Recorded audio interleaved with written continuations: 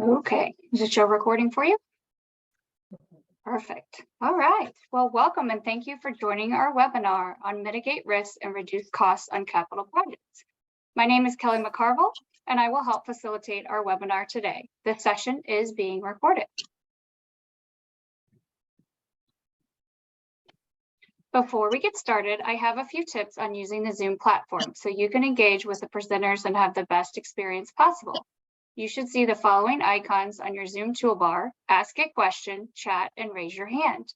You can use the ask a question or chat to submit a question at any time or comment.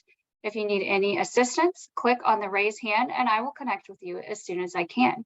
We do encourage you to ask questions throughout the entire presentation, and we will address those questions towards the end of the webinar. Today's webinar does qualify for CPE credits. In order to qualify, you need to respond to all the polling questions and stay on for the entire duration of the webinar. If you have any technical difficulties answering the polling questions, please email elevate@armaninollp.com with your name, date and name of the webinar, and your responses to the polling questions. Here's some additional information to help frame the bigger picture around why we offer so much great content, education, and timely insights.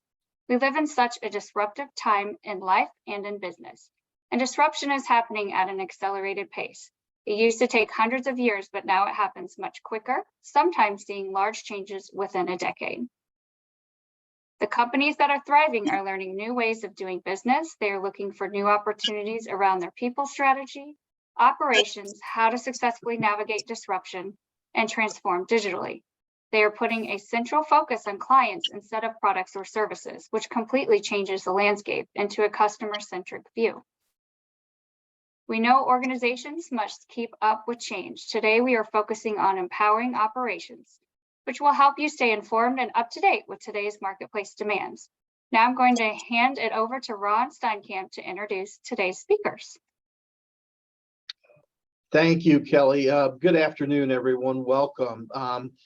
We're pleased that you're here with us. I'll be your moderator for today. As Kelly mentioned, my name is Ron Steinkamp. I'm a partner here at Armanino. I've been in the internal audit construction world for 30 plus years now.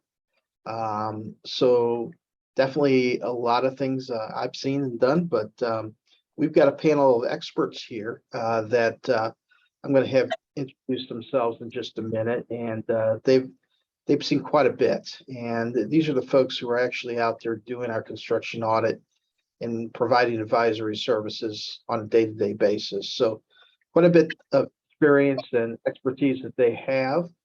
We're going to ask that, again, if you have questions along the way, please ask. We're going to save those for the end, and we'll answer as many as we can.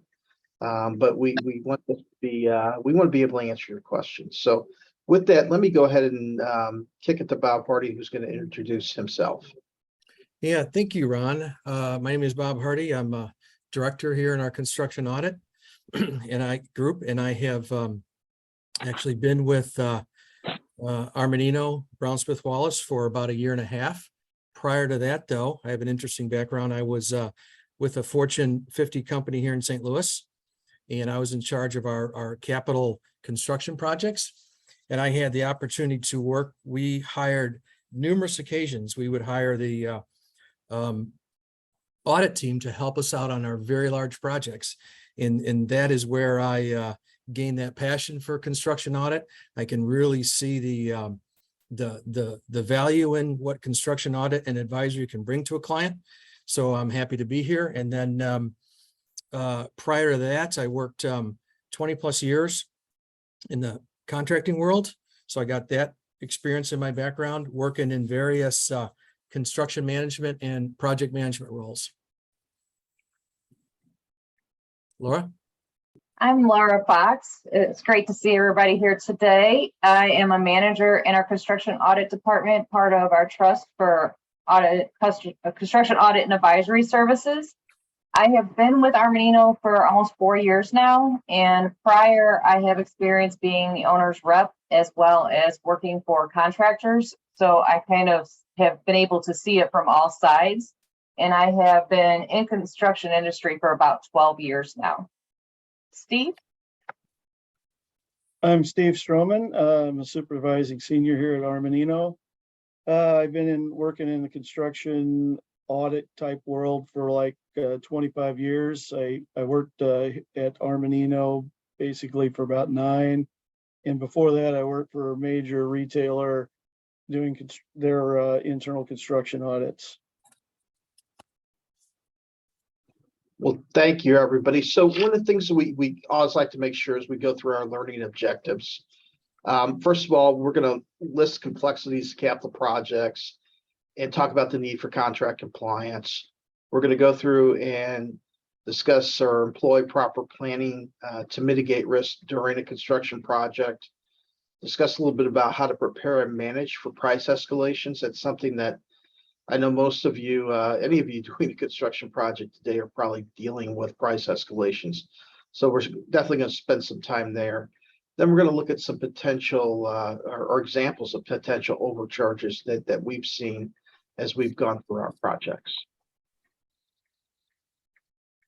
So our agenda today, again, this is almost a repeat of the last slide, but we're going to go through contract language challenges. We're going to talk about some risk for large contracts. Risk involved with self-perform areas of work, payment application issues, what we've seen there, and then getting back to the price escalations, how can we mitigate those? And then we hope to have some time at the end for Q&A. So please make sure to post your questions in the chat.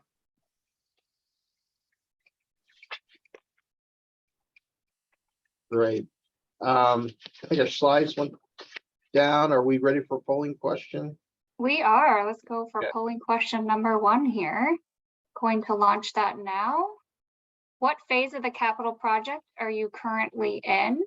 Planning, pre-construction, construction, post-construction, and other.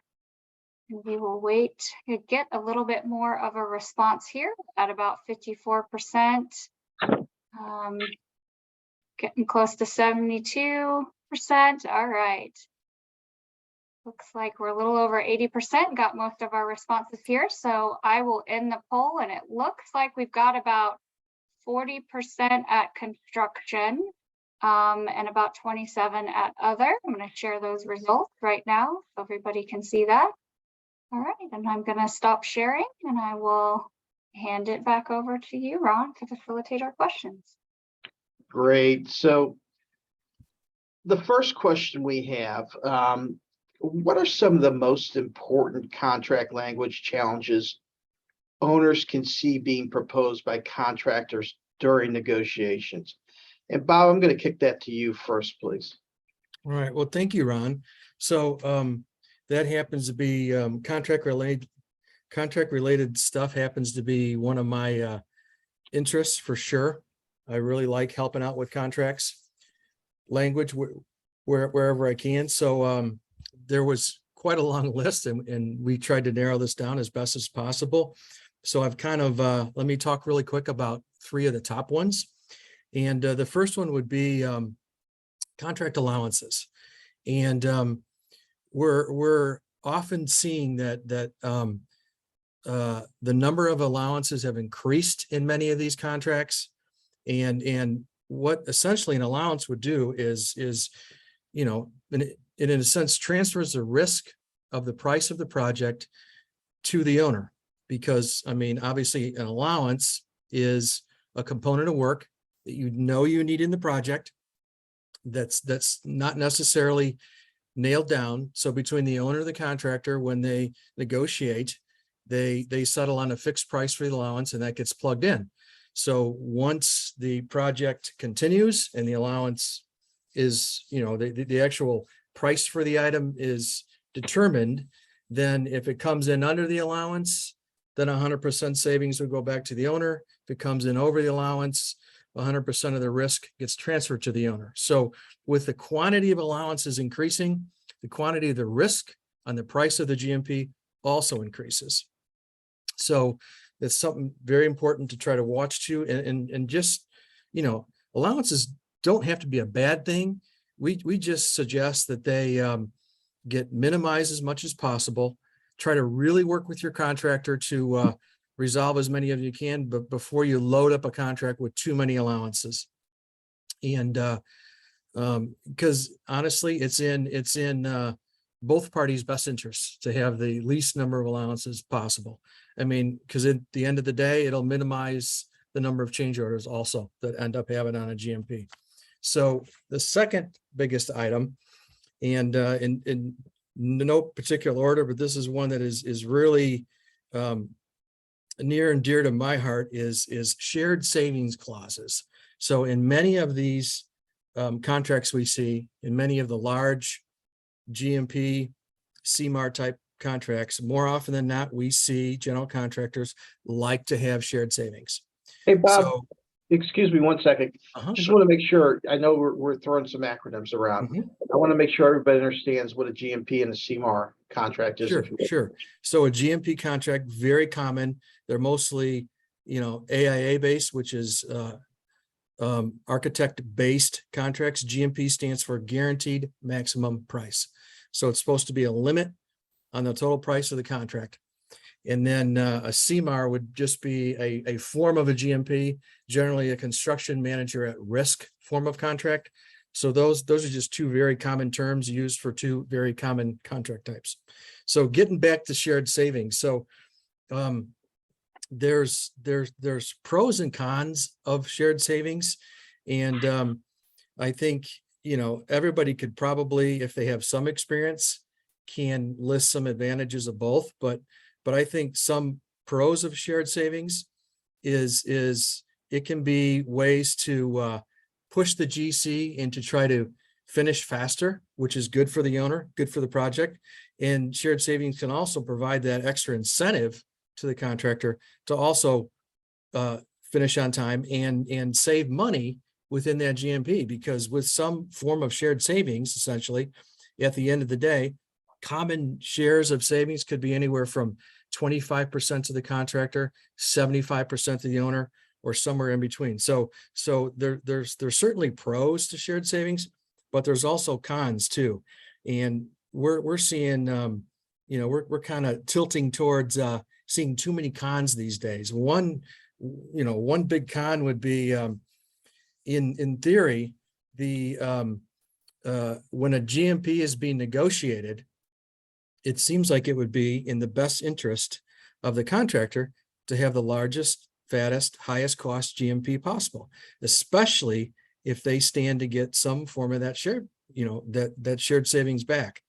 So, and then likewise, when there's a shared savings, we've seen occasions where some aggressive general contractors might use that opportunity to send the owner more change orders than maybe we would see on a normal job, because they obviously don't want to write a change order out of potential savings that may be within the GMP. They would rather write a change order to get the contract price bumped up. So a couple really concerning things to just have to talk about it, think about it, and consult with somebody about shared savings clauses. And then the third one, I would say, and this is probably my favorite, is just the lack of transparency in GMP contracts. So most people, when asked if they say they have a GMP, they're going, yes, we have a GMP contract and it's open and transparent and it's, quote, an open book GMP. But in many cases, we'll see where we'll help owners and try to assist them is when somebody says it's an open book GMP, unless you specifically define what open book means, there could certainly be a lot of gray area there, thus risk to the owner. So some things that we would recommend amending or inserting into a GMP contract to truly make it open book might be to require the GC produce cost reports on a monthly basis and accompany those with the pay application every single month. Easier said than done. We've been on projects where we've tried to enforce that, and I know it's not an easy thing, but cost reports is one way, and they have to be good cost reports. It'd be one way for the contractor to really communicate where the financials are on that project with the owner.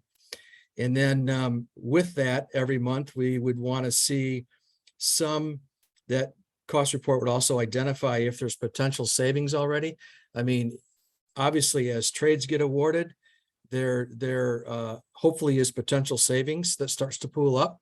And very important to get that identified, get that monitored, and not wait till the end of the job to see those savings. And then one other thing would be is if there's any extra money that the contractor may be holding back, once they makes all their awards, there's always things in there that the contractor needs to be able to do to finish the project, do a certain trade, but it should be communicated with the owner. And if there's especially internal change orders and things like that, it helps if that contractor communicates on a monthly basis with the owner and where all that extra money is being sent. So on that one, I guess I'd turn that over. Steve, you may have a couple things on that, or who was that? Yeah, I do. And one thing I would say, just so they know, an internal change order it just is a change order between the contractor, the general contractor, and one of his subs. And it may not result in an owner change order. So there's potentially times where they're making changes in the background and the owner isn't really privy to it. So that's what an internal change is. And also to piggyback on what Bob was saying about some of the things that we would like to see to help us analyze a project and would help lower the risk. One of the best places to have those included is in the audit clause. You need a good, strong audit clause in your contract. And it's great to have part of the stuff in there be that you're going to get these computer readable reports. And it's not in a form where you have to do a lot of manipulation to get it so that you can work with the report. So it's important because that's wasted time, and the time is money. So what you want is a report where you can do the analysis without a lot of extra going into it. You want to make sure that your available records for the project stay around for after the project, at least 3 years, during the project, after the project, so that if things come up, you'll be able to go back and get these records, and having access to them should be included in that audit clause. And when you talk about the records, you should have a sentence or something in there that says that you're allowed to have access to any of the contractor's records that pertain to the project, because there are going to be times where maybe you want to do a certain more in-depth type of audit, and you may need to look at some of their payroll system and see if the payroll system is matching up with the job costs information that they're putting in, that they're billing you for in the job, and see if those two tie together. And that is a very good clause to have inside the audit clause. Another thing is when you include fixed costs in your contract, like maybe labor rates or other specific, sometimes there's general conditions work that's sold as a fixed amount, like maybe technology fees and things like that. Whenever you're contemplating those and thinking about putting them into your contract, you need to have the contractor supply backup to what kind of things are included in those costs and how those costs are built up, so that when you're actually reviewing the project, you make sure that not only is that cost the cost that they're charging you, but that if there's components of that they're not being separately billed in addition to the fixed little piece of cost. So those are some of the things you need to kind of ensure before you sign the contract.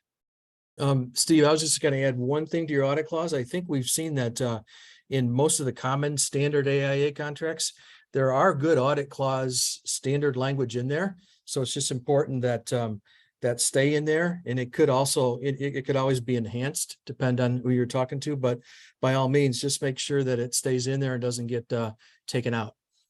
That's right. Another thing that a lot of times gets put into a contract would be maybe labor rates, like we said, but also equipment rates.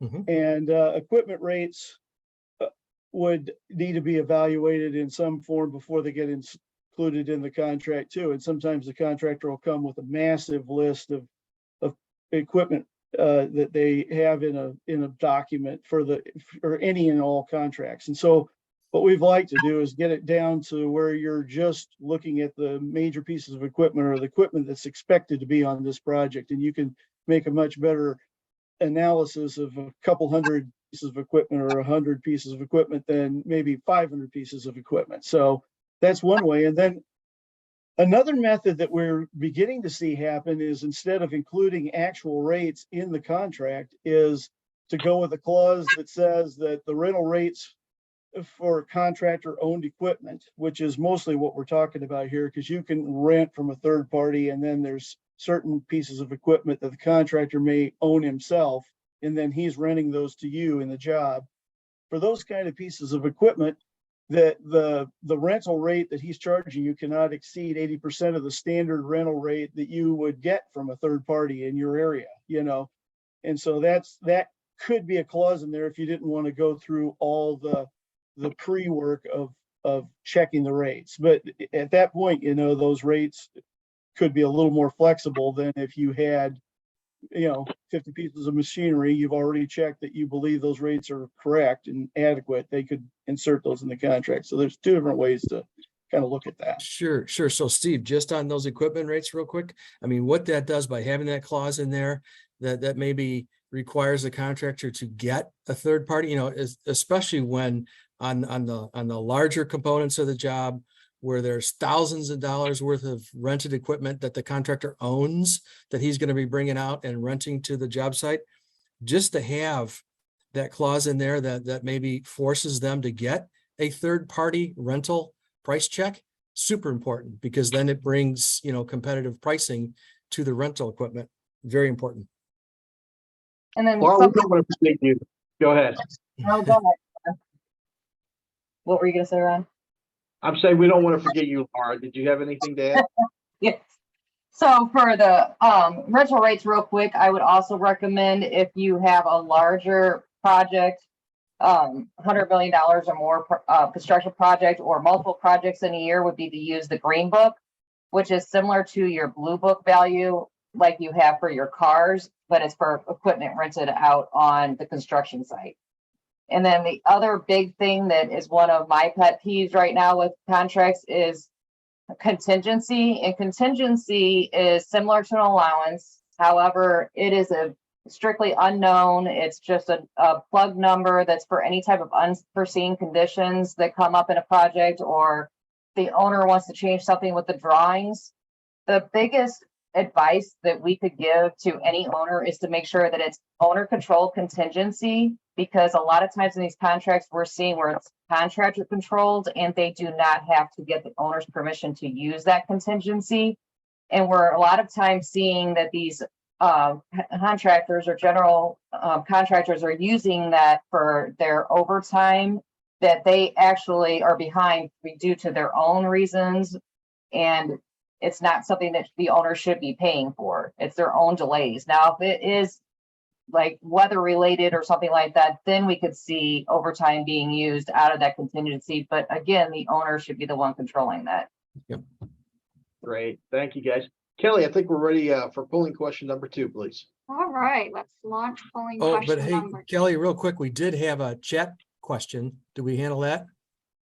Yeah, while I'm launching the polling question and getting those results, you can talk about that if you want, Bob, during your segment. It was what type Sure. of cost reports, job costs, transaction detail, budget report, and then we'll save the rest for our Q&A. Okay.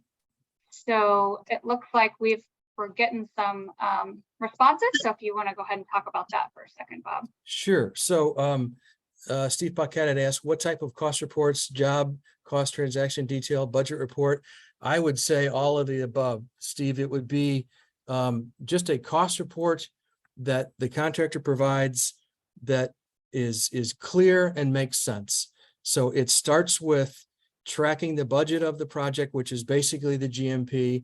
It's got a breakdown, a recognizable breakdown of components in there. And then the cost report then would show every committed cost, which would be an awarded subcontract or a purchase order. So you're following the budgets, you're following the commitments, and you're following the actual costs. So then it should calculate a final number at the end of the day. Thank you, Bob. And Mhm. it looks like we've got the majority of our responses. So I'm going to end the poll and share the results. And it looks like most people do have an audit clause. I'll hand that back over to you, Ron.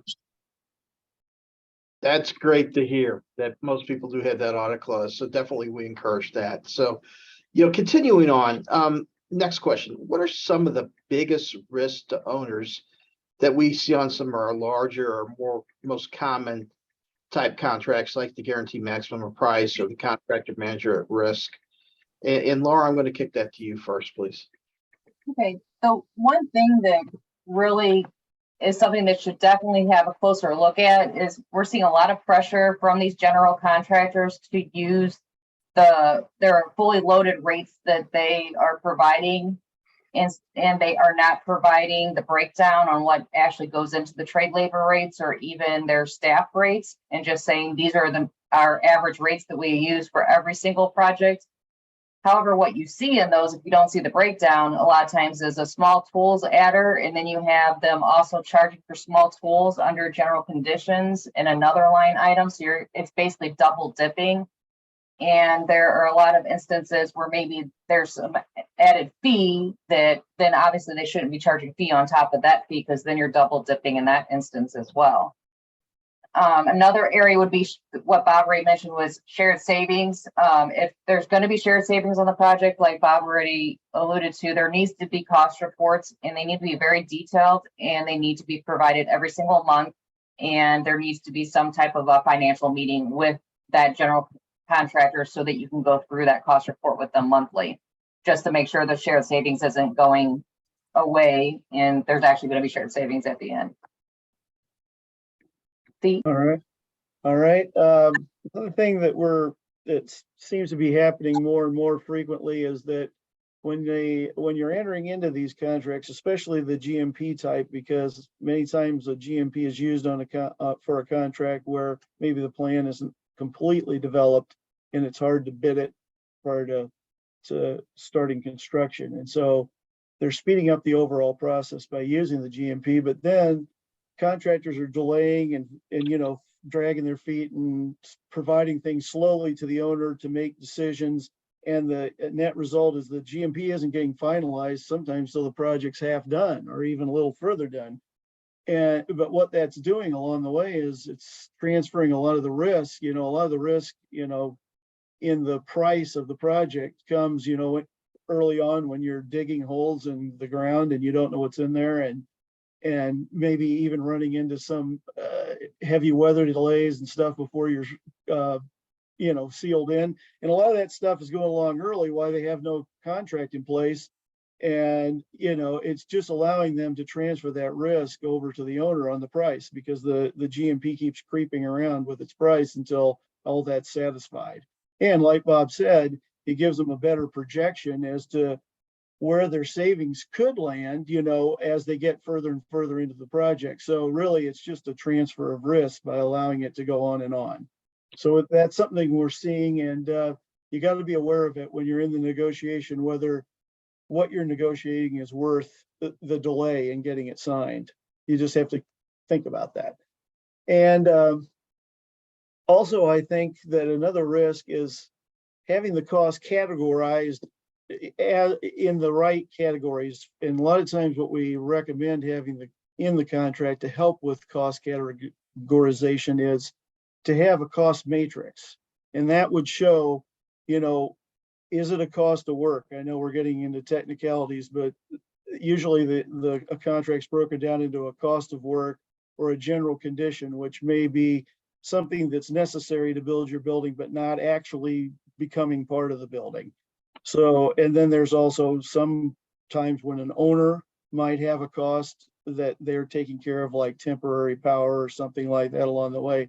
But the matrix has several categories, and what it does is it splits all the costs of the contract between those areas. And that way, when you get to some of the stuff we'll talk about later, like self-performed work and other things, you have a map that shows you where the cost was intended to go. Yep.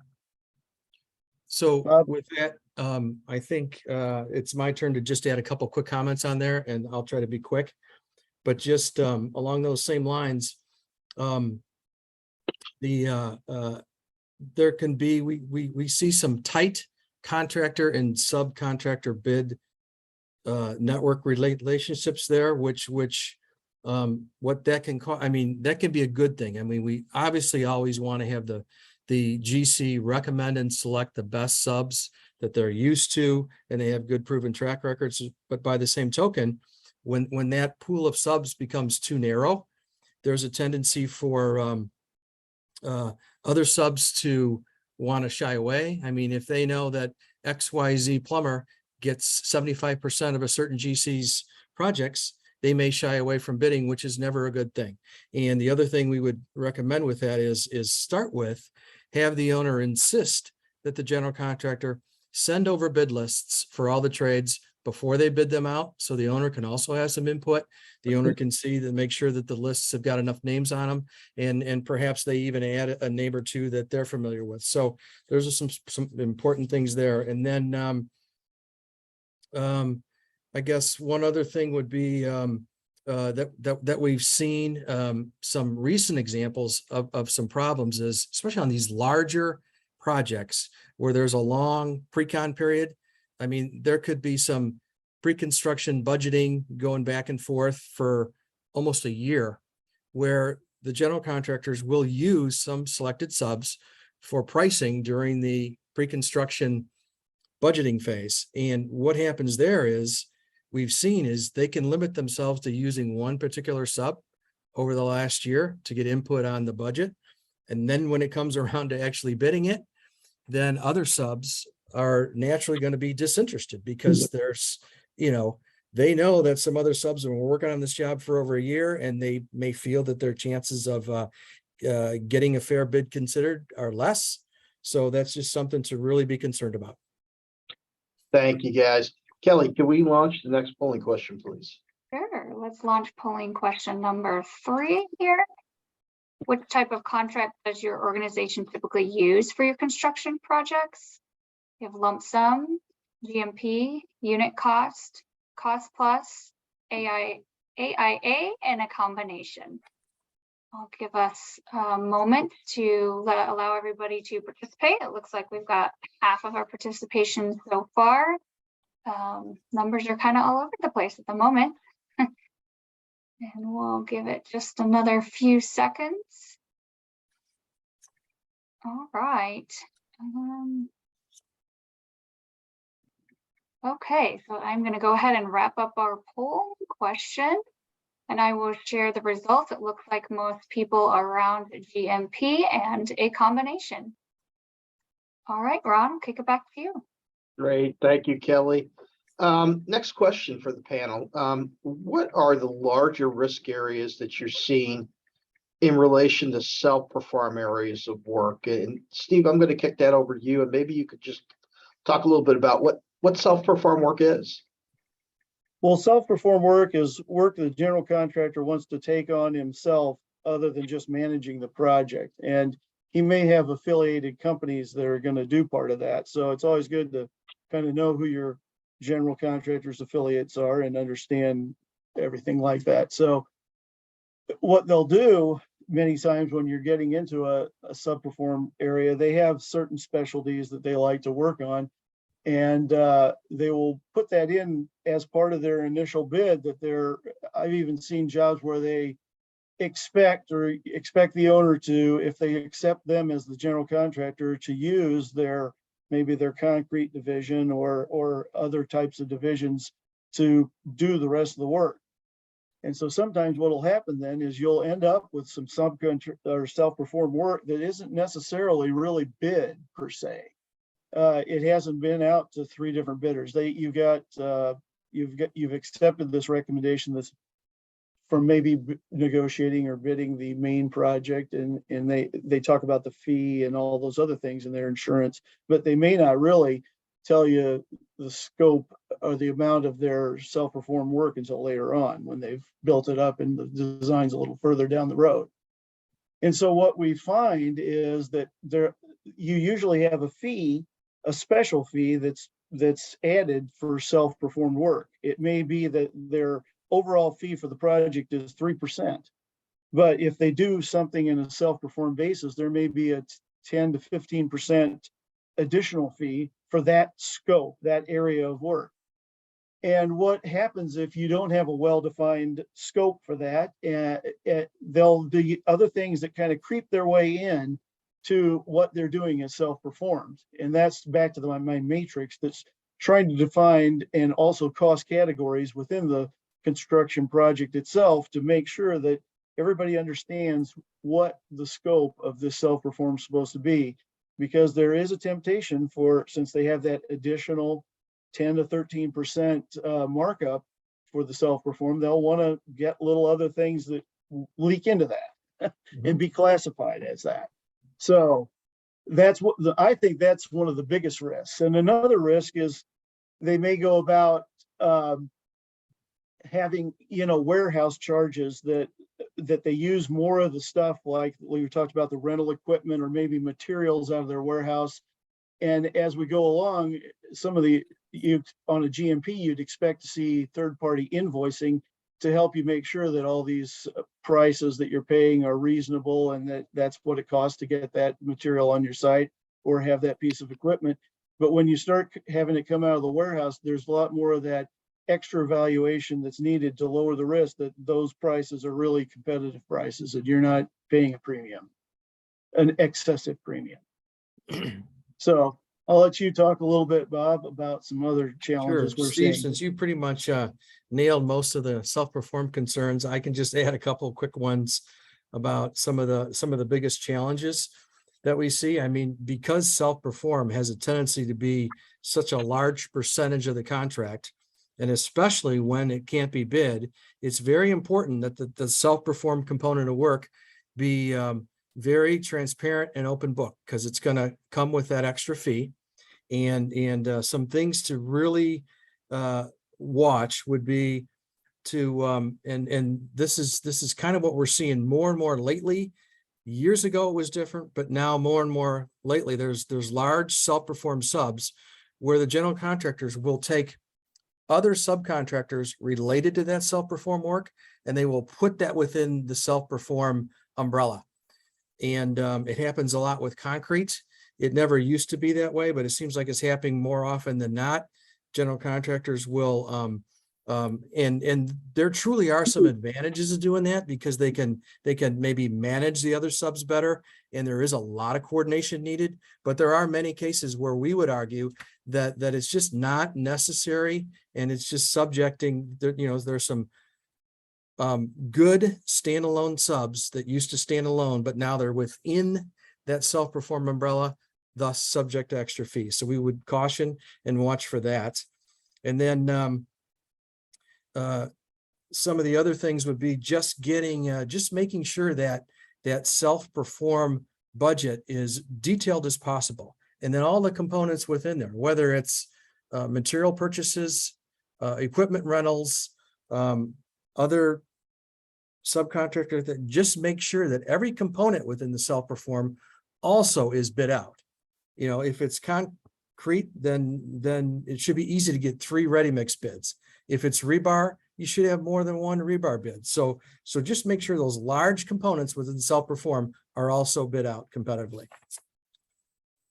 And something else that I would add to it is that when you're doing your contract, that you request in the contract that all, as we call the self-perform, their sister companies that they have, any entities that they own are disclosed at the time of the bidding, so that the owner is aware, because there are so many general contractors that have, say, 10 to 12 sister companies that they own, that you might not know every single one. And you don't want all of a sudden find out later that was actually because technically self-performed work. So you guys were being charged, the owner was being charged more fee than they really should have been. And it was treated as a lump sum instead of an open book with like a GMP inside of it. Yep. And one last thing I'll just mention that we're seeing a little bit where they're trying to convert contract types. And I think we'll talk about this more later, but back to my original example where they may have said in their initial bid that they wanted to use their contract contractor that's in-house for concrete or something like that. So they have their concrete guy doing it, and they didn't necessarily bid him.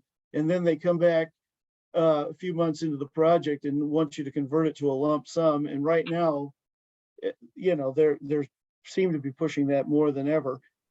It's very difficult to convert a GMP that's not been bid to a lump sum and be sure that you're getting a good price.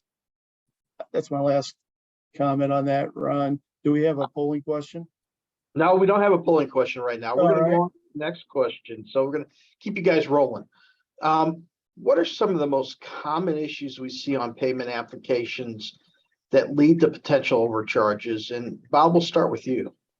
Yeah, thanks, Ron. So there's, gosh, we have the privilege of seeing, of course, many different pay applications, many different formats of pay applications, and there's no perfect one, but we could certainly make some recommendations that, you know, based on some of them we've seen that, you know, by the end of the project, some where we could say that this particular format really helped the project, was easier for everybody to understand. So just a couple of quick things is that on the pay application, there's always that front sheet, and there's also there's always the sort of the summary schedule of value sheet. So it's really important that that schedule of value sheet be broken down as much as possible.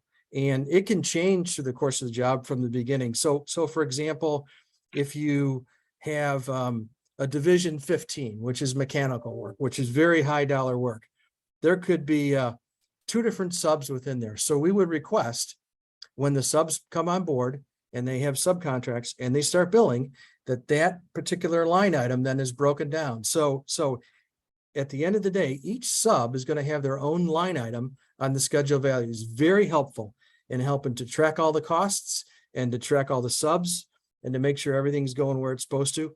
And then one other thing is that schedule of values. So that summary of what's being billed from the subs needs to be able to change. So for example, there needs to be budget adjustments. These are what we would be called like net zero budget adjustments. So meaning it may have been set up at the beginning of the job. Let's just use, for example, drywall work and painting work.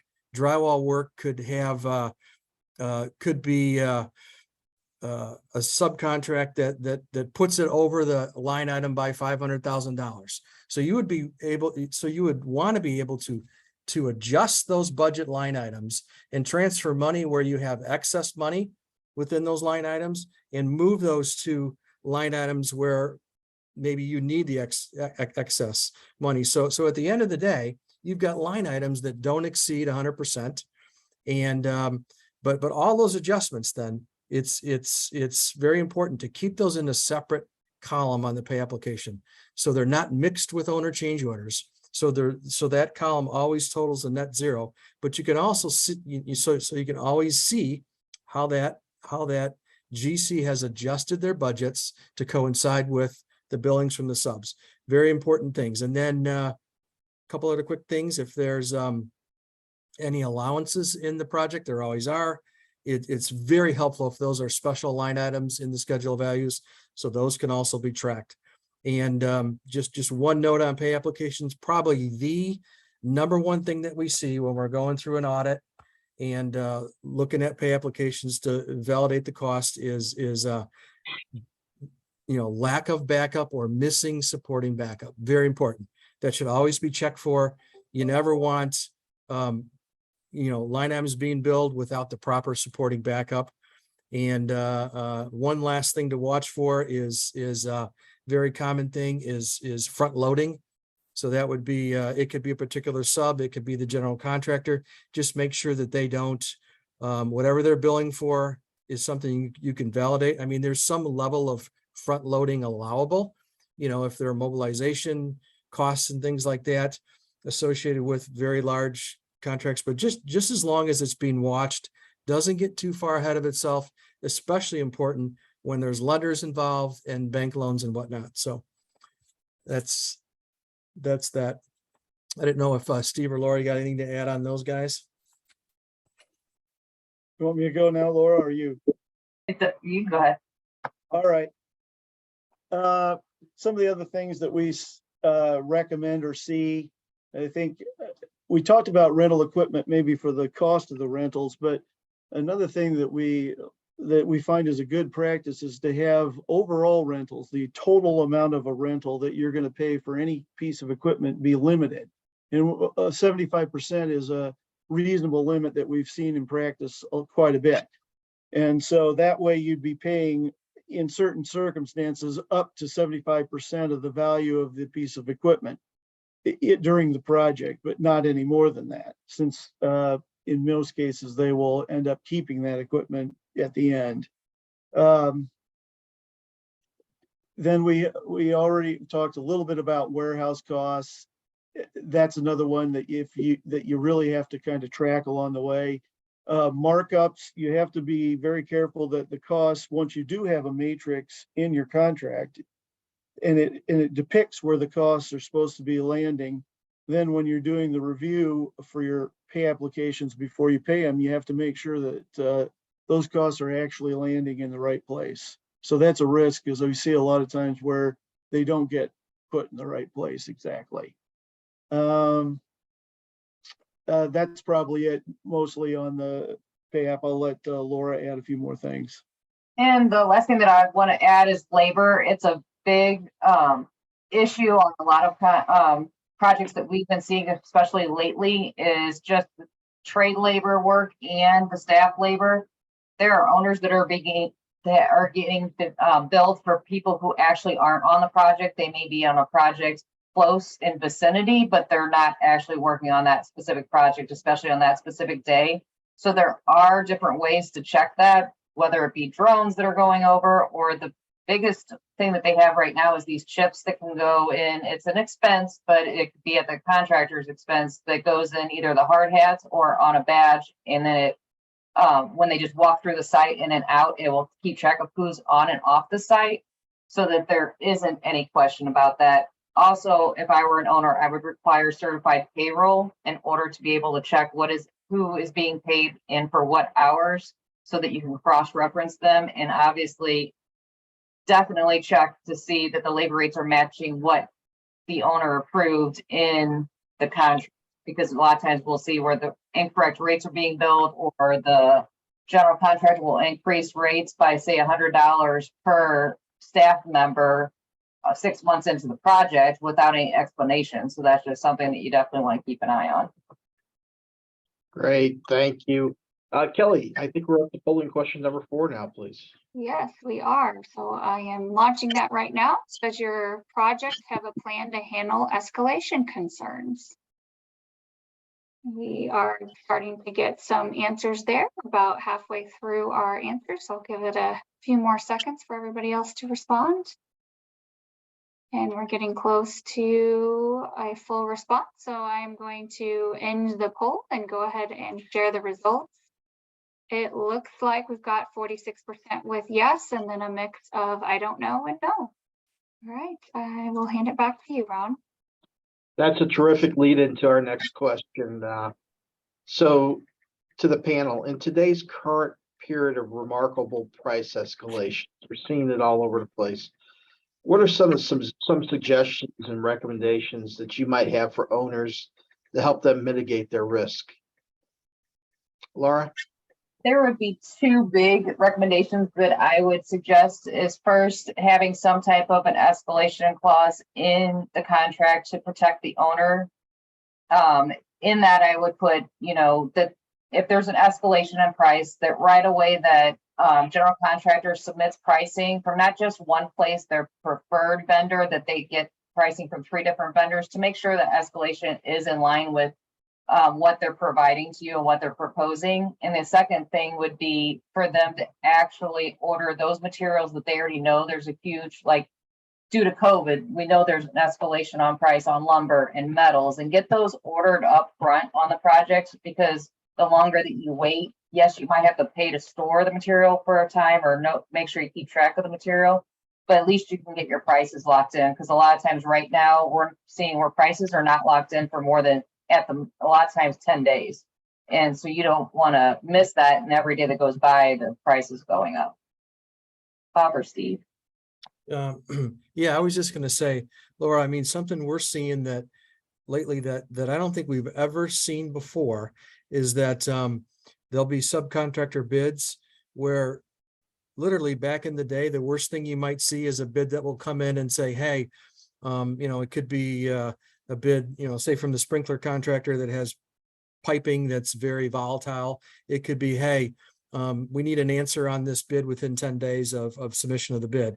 That might be the worst thing you see, but what we're seeing now is we're actually seeing bids where, especially on the big projects, where there was one particular one on drywall studs where, you may not need the drywall studs in about 9 months from now, but they're bidding the package right now. Whereas the subcontractor is not locking in the price for drywall studs.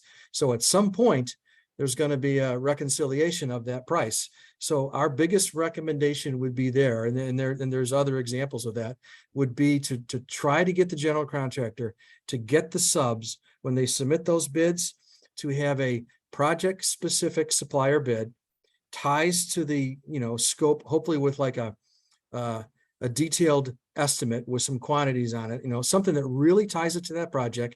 It's project specific, it's dated, and you can see those material prices. So then in the future, when that has to get reconciled, then at least we would have, 9 months later, you would have a revised price from that subcontractor where you'll see that supplier price with the updated dated pricing, and you can actually file the quantities, make it job specific, and really see where the escalation is. That may be the most transparent way to do it. It's not easy to do, but it's something that hopefully the general contractors will have to work at and get those suppliers to do.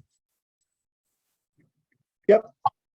Because if you don't have that, you almost are just taking their word for it, I think. Absolutely, and that's a dangerous position to be in. And yeah, and another thing that we're seeing a little of is they're using escalation sometimes to try and get you to convert contract types. And I think that was what I was implying there back with that self-performed. There could be some non-bid scopes that you have let for, let's say it's the contractor's affiliate who's going to do concrete. Now he has no bid, but he's coming back to you and telling you that, we can guarantee this price if you switch it to a lump sum right now. And we may even incentivize you to do that with a $70,000 credit or what, it could be higher, it could be lower. But they're trying to get you to convert by scaring you that there's going to be escalation and you need to get it done. And sometimes when I'm not saying that isn't a fact in certain circumstances, you just have to evaluate them all, because when we asked for further details on a project that was recent, and they were talking about some outside shell metals that were going to go on this building, and they were talking about how the price of that metal could escalate, and that's why they had this big escalation allowance that they were trying to build in, or they could convert it to a lump sum and give us $100,000 and it'll be a lump sum, it'll be fine. When we got some of the backup to try and understand their scope, because they hadn't submitted a bid at the beginning, one of the pieces of backup said that the metal costs are locked in. And so they may have some costs that they're implying are not locked in and are locked in. And they're using that to motivate you to lock profit into them. You've now converted this that was a GMP, and they'd have to transparently show you all the costs. And now it's become a lump sum where they're just going to say, hey, that's my $7 million for the skin of your building. And that if you don't have any backup or bid or anything to evaluate that conversion on, I think our final point on that is maybe you shouldn't make that conversion.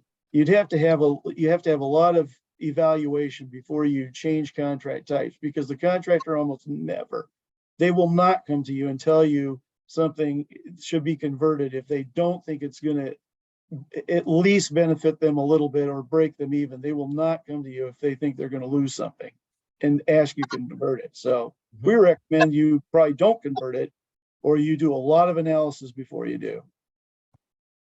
Great, thank you, Steve. With that, Kelly, I think we're ready to launch our final polling question.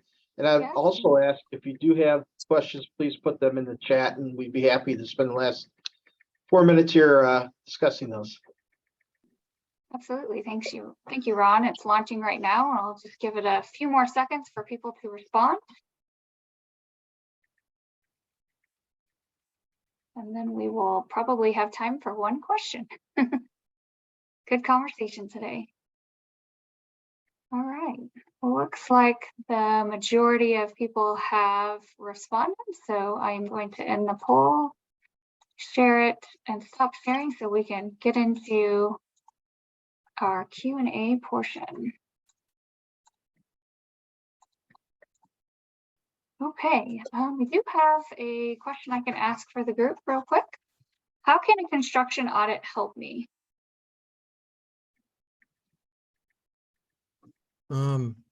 Oh, I can jump in on that if no one else will. I think, I mean, a construction audit, or I guess I should say having a construction audit and advisory team on board can really help the owner by filling that void that the owner may have. Our team can focus, solely on the project financials of the project, whereas the other team members are going to be obviously engrossed in getting the project done. Lots of other pressures involved, schedule and all that stuff. But where we can really help is we can take that burden off.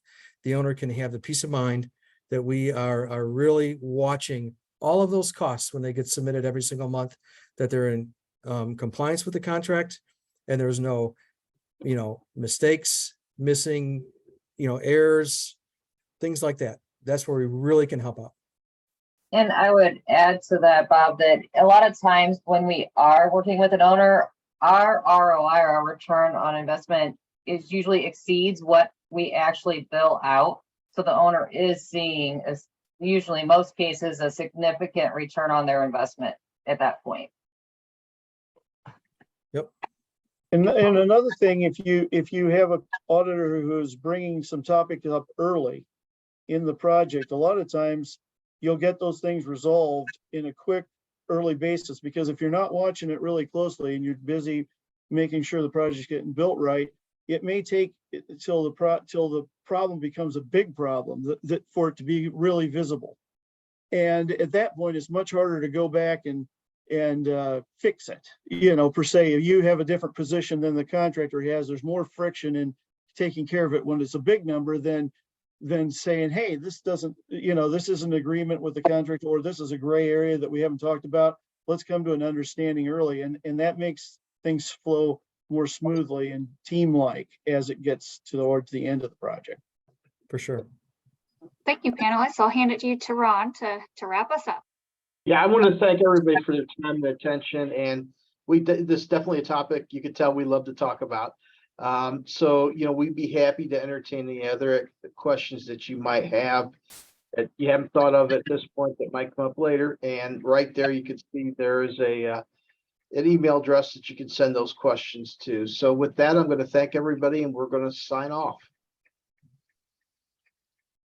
Thank you.